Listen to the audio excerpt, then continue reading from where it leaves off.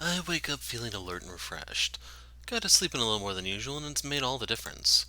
After getting ready and finishing breakfast, me and I head to the bakery. It's a beautiful day, so the walk to work is fast and smooth.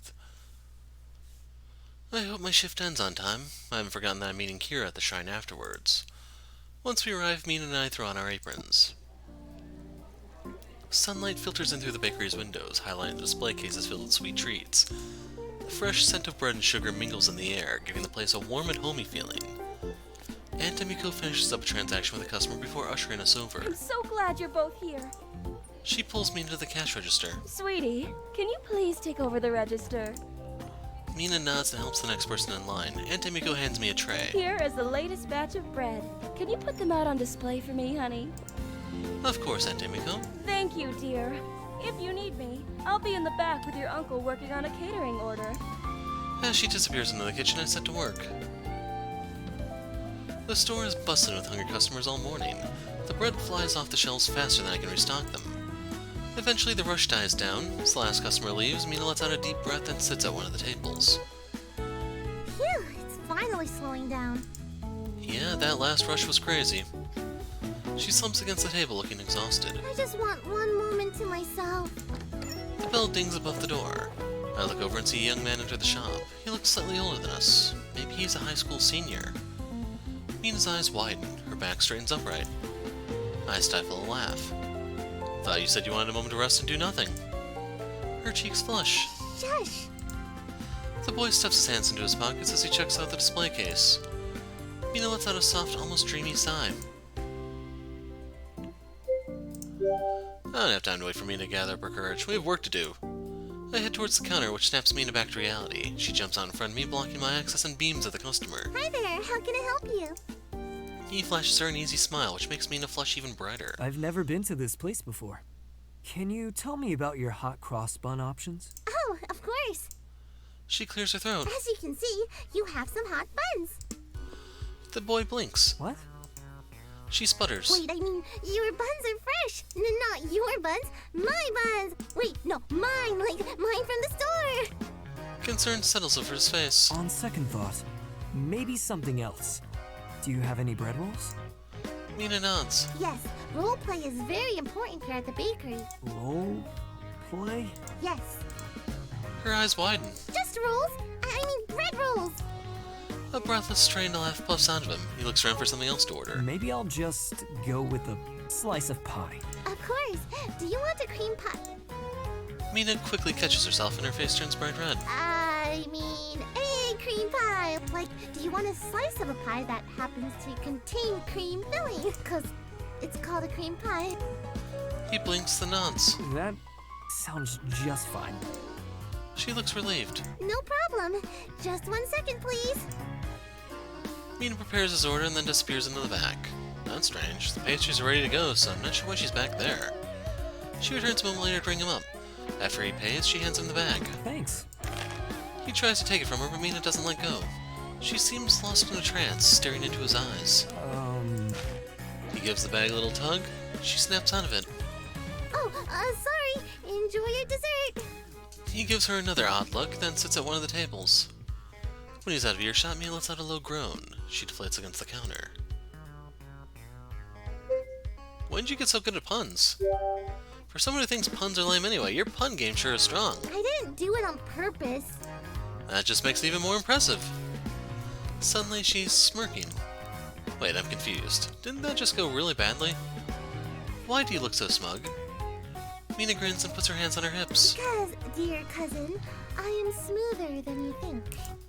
I arch an eyebrow. Did we not just witness the same thing? She lifts up her chin and pins me with a confident stare. Nope. Because when I was in the back, I wrote my number on the pie and frosting. She looks over to see that he's already eaten half of the pie. Crumbs sprinkle onto the plate as he takes another big bite. Most of her number has already disappeared. Mina's face pinches in horror. No! She reaches out as if she can stop it, but it's too late. The deed has been done. My number! Her body slumps over with shame. World, why? I laugh and pat her on the back. It's alright, Mina. Better luck next time. She groans. When the boy is done eating, he waves at us. Thanks for the pie. It was delicious. Mina waves back wearing a strained smile. The ding of the door announces his exit. Once he's out of sight, she hides her face in her hands, crestfallen and defeated. I pat her on the back. There. On the plus side, work is almost over. She perks up. That's true. And my friend and I have plans tonight. You don't have friends. See, it's not all bad. Yeah, you're right. Who knows? Maybe we'll run into another cute guy. And you can chase him off too. Just don't offer many more cream pies. Mina playfully shoves me, but the smile has returned to her face. Aunt Amigo pops into the store. Hey guys, can one of you help us out back here with the dishes? Of course. I turn to Mina and flash her a grin. Mina would love to do the dishes. Mina sputters. What? Aunt Amigo smiles. Oh, great! Thank you so much, sweetie. Score. No dishes for me. Mina groans but heads into the kitchen. Aunt Amigo turns to me. That means you're the lucky one who gets to help Hajime and me with our catering order. Damn, I knew it was too easy. Okay, I'll be there in a minute, Aunt Amigo. She nods, disappearing into the back. I pull out my phone and text Kira, knowing that I have to work late. My phone dings with a reply text. Kira agrees to push back our meeting time. Once I'm in the kitchen, I roll up my sleeves and get to work. There's a lot to do, but having my aunt and uncle to talk to makes it go by faster. The rest of the workday goes by smoothly. When we're finally done, Mina and I hurry home. I'm running late by the time we arrive at the house. First thing I do is clean the shower. There are worse things to smell like than freshly baked bread, but I don't need to make people hungry whenever I walk past. After getting dressed, I'm ready to meet Kira at the shrine. As I pass by Erlen's room, I wonder if I should let her know I'm leaving. Her door is currently closed, but the information we hope to find directly affects her. Should I disturb her? Nope. If her door is closed, it means she doesn't want to be disturbed. I'm not going to risk upsetting her by bothering her when she doesn't want to be bothered. It's probably better that she doesn't join us anyway. Grabbing my things, I head out of the house and make my way to the shrine.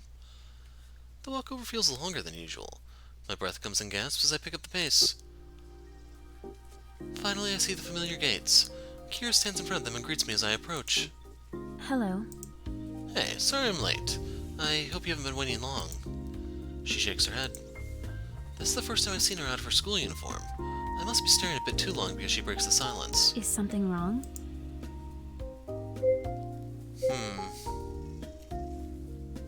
I think this would go over her head. I snap out of my stare, feeling my cheeks burn as I look away. Kira's already beautiful to begin with, but the outfit makes her look so elegant and feminine. The school uniforms really don't do her justice. Sorry, I didn't mean to stare. It's just that you look really great today. My eyes widen as I realize how that sounds. Not that you don't look great every day, you do. I mean, it's not like I've been staring, Is it just me or is it getting warm in here? I feel the heat rising in my face. To my surprise, Kira bows her head in a graceful nod. Thank you. Should we head in? Kira nods. We go through the gates and enter the shrine grounds. There are a good number of people wandering about. Families crowd the main hall, wishing for blessings of health and good fortune. Many couples gaze lovingly at each other as they wish for happiness, and even more single people look wistfully around the shrine, holding amulets for love. Wonder where we should start. Do you remember where you saw that thing in the sky? Kira looks up, shielding her eyes from the sun. It was right above where Erlen landed on you. About there. She points to a spot in the air. I glance up at the sky. It's clear today, without a cloud in sight. I don't see anything abnormal. Neither do I. It's not like it was the other night. Our best bet is to still find the old woman, then. I give Kira a description of what I remember. Scanning the crowd, I look for the familiar face of that mysterious old lady. The crowd of people is too thick for me to spot her. Kira takes a cursory glance around her, too. We'll never find her this way. Maybe we should ask around to see if anyone's seen her. She nods. If we split up, we'll cover more ground. Yeah. We agree to meet back here and Kira disappears into the crowd. I look around again, wondering who I should approach. My best chance of finding this old woman is to ask someone who also spends a lot of time at the shrine. There were a few groundskeepers sweeping the steps that night I met her. There are a few more working here today. Recognizing their uniform, I approach the nearest groundskeeper. Can't tell if he's the same one from that night or not. Excuse me, do you happen to know if there's an old woman who frequents the shrine? The man looks at me, rubbing his shin. You're going to have to be more specific than that. The elderly are always visiting the shrine. She has short gray hair, try to remember what she looks like, but there isn't anything specifically identifying about her. She likes to talk about something called Ethereal Energy and encourages people to make wishes at the shrine. The groundskeeper frowns. Ethereal Energy. Listen, young man, I haven't got time for pranks. If you don't actually need anything, then please excuse me. He thinks I'm making things up. Not that I can blame him. Sorry for bothering you. Thank you anyway. I'll leave him be. Takes one to know one. Besides, if I were an old lady, who would my friends be? Probably other old ladies. I approach a woman who waits patiently outside of the offering hall. Excuse me. She jumps at my voice. Oh, young man, are you lost? Her eyes are full of concern. No, I'm actually looking for someone and wondered if you've seen her. She's an old woman, about your height, with gray hair. Is that your grandmother? Have you been separated from your family? I try to think of more details. No, she's someone who's very enthusiastic about something called Ethereal Energy. What? Esther's family? Hold on. She calls out to another elderly woman standing around the amulet booth. Esther! This young man says you're his grandmother. No, actually... What, dear? The woman cups her hands around her mouth and shouts again. This young man says you're his grandmother. What? While they're distracted, I quietly slip away. That didn't go the way I expected.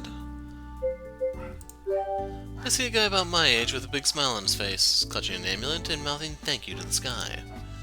That looks like the face of someone whose wish was granted. I approach him. Excuse me. He turns to me. What they say about the shrine is real. If you make an offering, your prayer may just be answered. My heart does a little flip. That sounds familiar. Where'd you hear that? Oh, from someone here. And they were right. I prayed for love, and I just got a text from the cute girl I work with. It can't be a coincidence. She's asking you to cover her shift while she goes on a date with her boyfriend. You heard that from someone at the shrine? That's great, but back to who told you. Was it an old woman with short gray hair? No, I don't think so. On second thoughts, I might have read it off a plaque. But that's not important. I have a date to plan. He rushes off before I can ask more. Well, that went nowhere. It's clear that nobody knows who I'm talking about. Disheartened, I returned to the meetup point. It struck me just how fruitless this endeavor was until I started asking around. Realistically, with no name or anything to go off of, what are the chances that we'd find this woman anyway? I don't have to wait long before Kira returns. A sliver of hope stirs in my chest. Any leads? She shakes her head, squashing that tiny ray of hope. You? I shake my head too and let out a sigh as I sit on the stone bench. Asking the locals was a long shot anyway. Kira sits beside me and wordlessly hands me a bottle of water. Oh, thanks. Where'd you get this? Over there. She points to the other side of the hall where a small refreshment stand offers drinks, then holds up a second bottle for herself. That was nice of her to buy me this water. I won't ruin her kindness by insisting I pay her back. I appreciate you getting one for me. No problem. I take a sip. Guess now is as good a time as any to take a break. She nods, drinking a sip of water. As I take another drink, I glance at Kira out of the corner of my eye. Her attentiveness just now surprises me.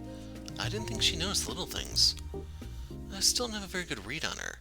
She likes to keep to herself and remains disconnected at school, so her interest in Erlen's situation is unusual. My thoughts return to the rumors. Is she really an Igarashi? Would it be rude of me to ask? As if sensing my thoughts, Kira turns towards me, meeting my eyes. I may as well ask. I've been wondering something.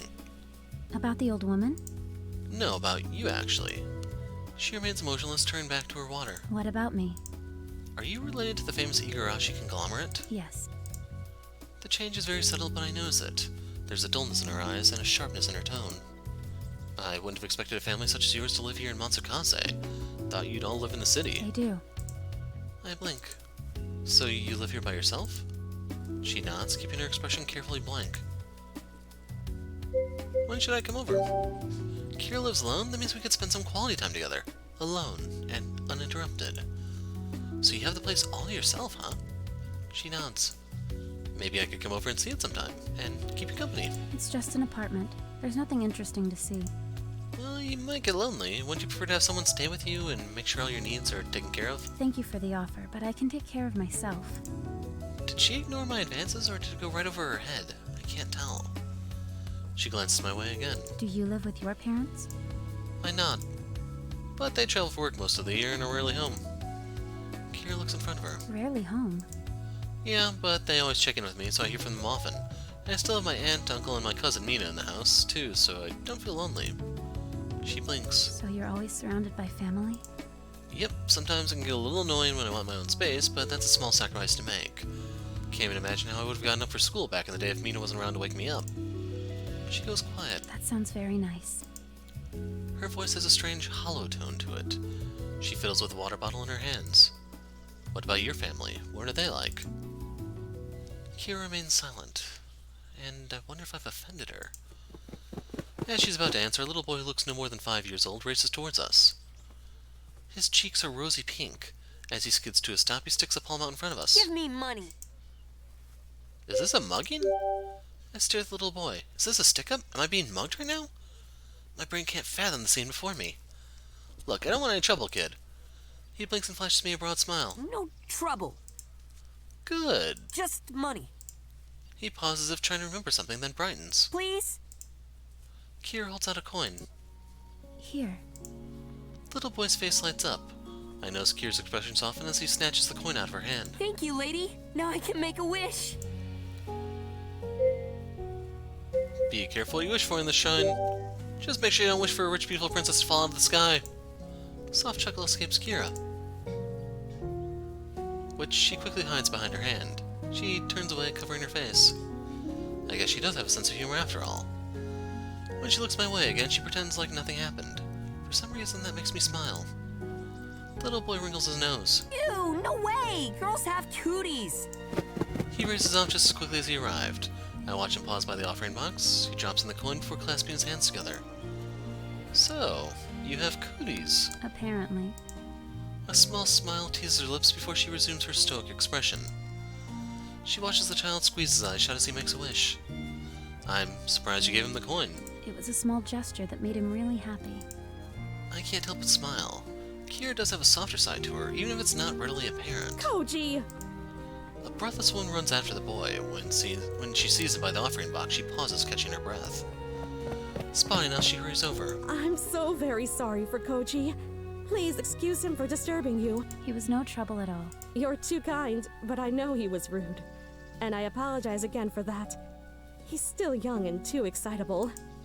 She calls out to her son. Koji, come here. Let me give you a coin first, and then you can make a wish. It's okay, Mama. The lady already gave me one. The mother turns back to Kira with wide eyes, then she bows. Thank you so much for helping him. Please, let me repay you. She tries to slip a coin into Kira's hands, but Kira shakes her head, refusing to accept it. It was my pleasure to help. Please, this is the least I can do.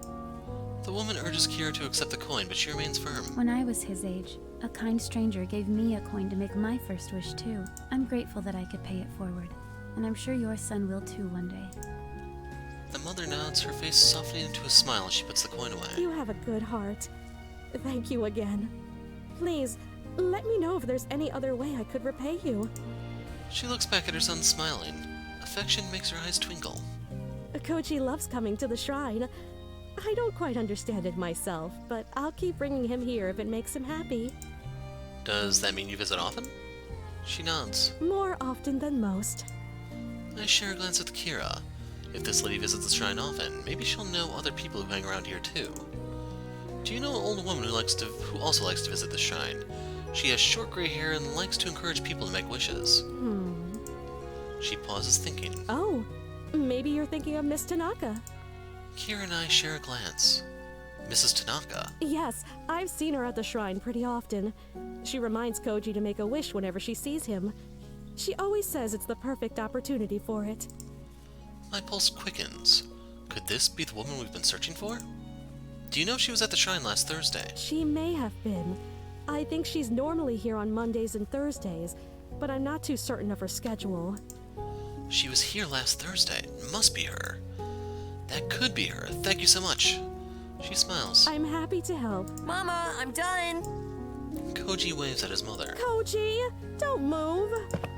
The woman thanks us again before hurrying after her son. I faintly hear her scolding him as she scoops him into her arms.